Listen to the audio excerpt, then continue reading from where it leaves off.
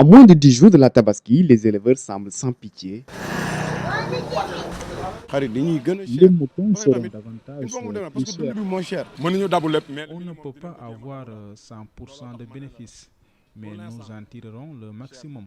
Il n'est pas question de vendre leurs moutons à vil prix.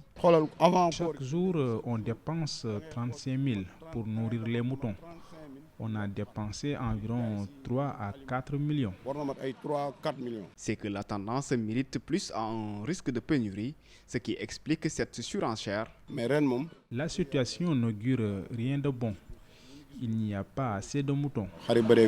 Il s'y ajoute également la présence des intermédiaires, ces rabatteurs qui, au fil des années, se sont imposés au niveau des bergeries. Nous, on bouge beaucoup. On est donc obligé de laisser des gens ici. C'est eux qui augmentent les prix pour en tirer profit. Et ça fait fuir les clients.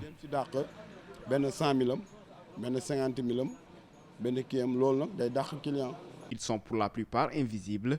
Ils guettent le moindre mouvement d'un potentiel acheteur pour surgir. Un modus operandi bien compris par les propriétaires de moutons qui parfois laissent faire. C'est un phénomène qui existe. On ne le nie pas. L'intermédiaire cherche un gain. C'est pourquoi c'est cher chez l'acheteur. Ils viennent ici pour trouver quelque chose. Ils ciblent un mouton, tu leur donnes un prix. Après, ils y rajoutent une somme pour avoir quelque chose.